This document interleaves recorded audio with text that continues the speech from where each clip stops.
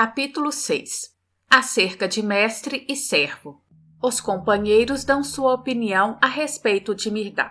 Mirdá não é o único servo de Xamadã. Pode tu, Xamadã, contar os teus servos? Haverá uma águia ou um falcão, haverá um cedro ou um carvalho, haverá uma montanha ou uma estrela, haverá um oceano ou um lago, haverá um anjo ou um rei que não sirva a Xamadã?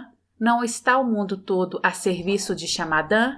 Nem é Mirdade o único mestre de Xamadã. Podes tu, Xamadã, contar os teus mestres?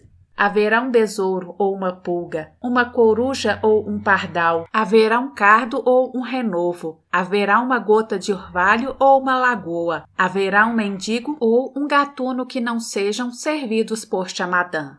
Não está Xamadã a serviço do mundo todo? Ao fazer o seu trabalho, o mundo faz também o teu. E ao fazeres o teu, fazes também o do mundo. A cabeça é mestra do ventre, e não menos mestre da cabeça é o ventre. Nada pode servir sem que seja servido, servindo, e nada pode ser servido sem que sirva o servente.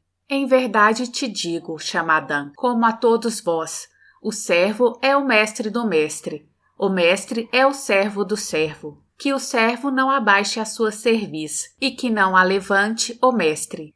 Seja abatido o orgulho mortal do mestre, seja arrancada a vergonhosa vergonha do servo. Lembrai-vos de que a palavra é uma só, e vós, como sílabas da palavra, na realidade sois somente um. Nenhuma sílaba é mais nobre do que outra, nem mais especial do que outra. As muitas sílabas não são mais que uma só sílaba, mesmo a palavra. E vós tornareis esse monossílabo se conhecerdes o êxtase desse impronunciável amor próprio, que é o amor por todos e por tudo. Não te falo agora como um mestre a seu servo, nem como um servo a seu mestre, Xamadã, mas como de irmão a irmão. Porque estás, assim, conturbado pelas minhas palavras? Renega-me, se assim o queres. Eu não te renegarei. Não te disse já, há pouco, que a carne que me cobre os ossos é a mesma que cobre os teus? Jamais te apunhalaria, para que não viesse eu a sangrar.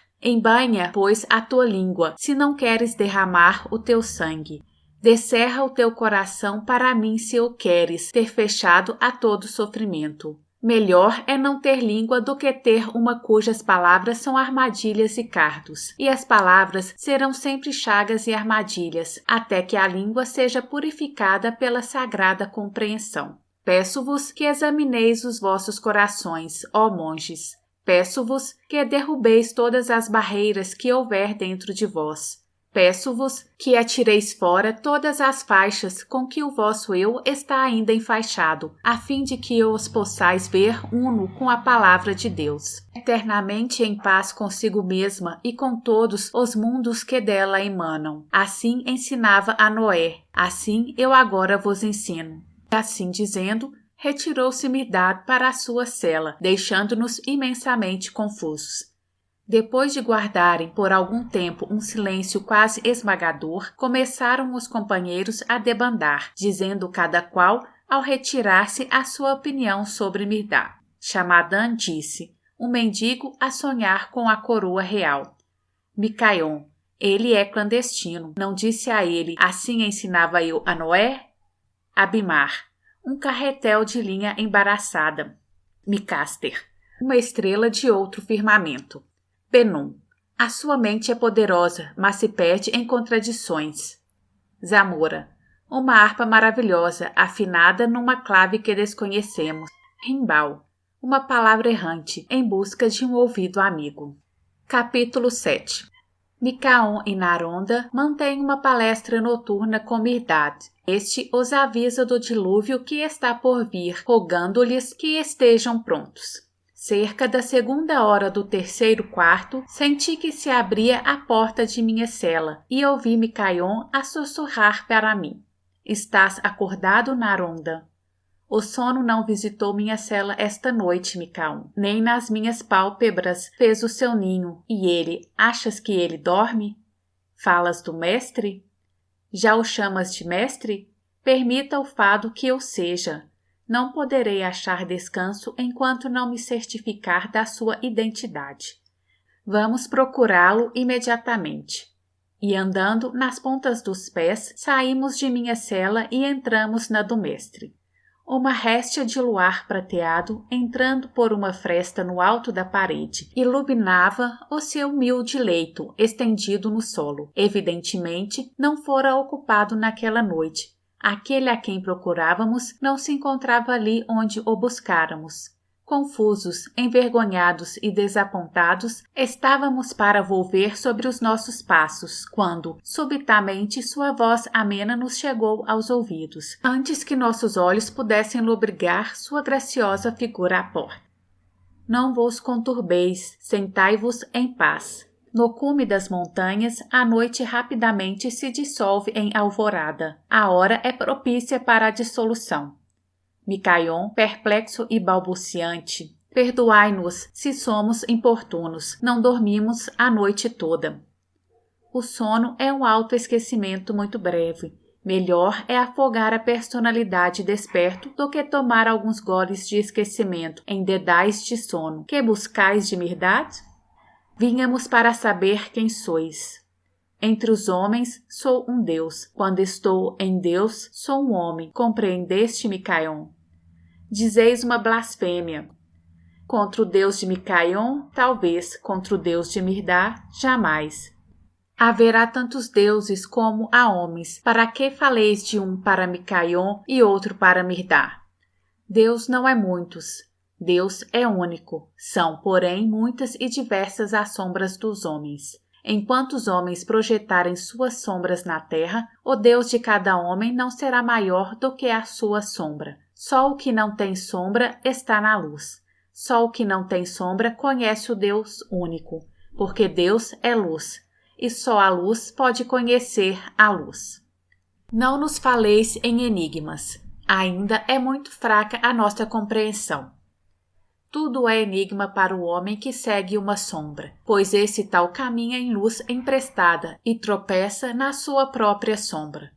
Quando vos tornardes flamejantes de compreensão, já não mais projetareis sombra. No entanto, em breve virá a hora em que Mirdá apanhará as vossas sombras e as queimará no sol. Então, aquilo que para vós é agora um enigma, se iluminará em vós como uma verdade fulgurante, demasiado evidente para que necessite de explicação. Não nos direis quem sois? Se soubermos o vosso nome, o vosso verdadeiro nome, vossa pátria e vossos antepassados, talvez possamos melhor compreender-vos. Ó Micaion, é como forçar uma águia a entrar no ovo em que foi chocada, o tentar acorrentar Mirdá com vossas cadeias e vendá-la com vossos véus. Qual o nome que se pode dar a um homem que já não está mais na casca? Que pátria pode conter um homem no qual o universo está nele contido? A que antepassados se pode referir um homem cujo único ancestral é Deus? Para bem me conheceres, Micaion, é preciso que antes conheças bem Micaion. Talvez sejais um mito vestido com a aparência de um homem. Sim, algum dia dirão que Mirdá era nada mais que um mito, mas dentro em pouco sabereis quão real é este mito. Muito mais real do que qualquer realidade dos homens. O mundo agora não toma conhecimento de Mirdá. Mirdá está constantemente atento ao mundo. Em breve, o mundo tomará conhecimento de Mirdá. Sois por acaso o clandestino? Sou clandestino em toda a arca que enfrenta o dilúvio da ilusão. Tomo nas minhas mãos o leme todas as vezes que o capitão pede o meu auxílio. Vossos corações, embora não o saibais, chamaram há muito tempo por mim, em alta voz. Eis-me aqui, Mirdá, aqui está para guiar-vos em segurança, para que vós, por vossa vez, possais guiar o mundo para fora do maior dilúvio que jamais se teve notícia. Outro dilúvio? Não destruirá a terra, mas para trazer o céu à terra, não para destruir o homem, mas para descobrir Deus no homem. O arco-íris surgiu em nosso céu há poucos dias. Como falais de outro dilúvio? Mais devastador do que o dilúvio de Noé será o dilúvio que já está assolado a terra. Uma terra coberta de água e uma terra prenhe de promessas de primavera. Não, porém, uma terra que está sendo cozida na febre de seu próprio sangue. Devemos então esperar pelo fim? Foi-nos dito que a vinda do clandestino seria o sinal do fim. Não temais pela terra, ela é muito jovem e os seus seios transbordam. Mais gerações do que podereis contar ainda serão por ela amamentadas. Nem estejais ansiosos pelo homem, o Senhor da terra, pois ele é indestrutível. Sim, inextinguível é o homem, exaurível é o homem. Entrará para a forja um homem e de lá sairá um Deus. Mantede-vos firmes, aprestai-vos. Mantede sob controle vossos olhos, vossos ouvidos e vossas línguas, de modo que vossos corações possam experimentar a fome santa que, uma vez aplacada, vos deixará saciados por toda a eternidade. E precisais estar saciados para dardes de comer aos famintos. Precisais estar fortes e firmes para amparardes os que vacilam e estão fracos. Precisais estar preparados para a tempestade, para poderdes abrigar todos os peregrinos acossados pela tempestades. Precisais estar sempre luminosos para poderdes guiar aqueles que caminham nas trevas. Os fracos são uma carga pesada para os fracos, mas para os fortes são um agradável encargo. Procurai os fracos. A sua fraqueza é a vossa força. Os famintos são somente fome para os famintos, mas para os saciados eles são uma bem-vinda descarga. Procurai os famintos, a vossa saciedade é a necessidade deles. Os cegos são uma pedra de tropeço para os cegos, são, porém, marcos miliários para os que enxergam. Procurai os cegos, e suas trevas são a vossa luz. Neste ponto soou a trombeta chamando para a oração da manhã. Zamora faz soar mais um dia a sua trombeta, mas um milagre para vós bocejardes, entre o deitar e o levantar, para encherdes os vossos estômagos e os esvaziardes, para lascardes as vossas línguas com palavras vãs, para fazerdes muitas coisas que seria melhor não fossem feitas, e não fazerdes muitas coisas que precisam ser feitas. Não devemos ir à oração, pois? Ide, orai conforme vos tem sido ensinado a orar. Orai de qualquer forma, por qualquer coisa. Ide, fazei tudo o que vos tem sido ordenado fazer, até ficardes auto-ensinados e autodirigidos, até haverdes aprendido a fazer de cada palavra uma oração e de cada ação uma oblata. Ide em paz. Verdade tem que providenciar para que a vossa refeição matinal seja abundante e doce. Queridos ouvintes, se você gostou do áudio, deixe seu like e ative o sininho para ser avisado dos próximos capítulos. Gratidão, minha voz, sua voz.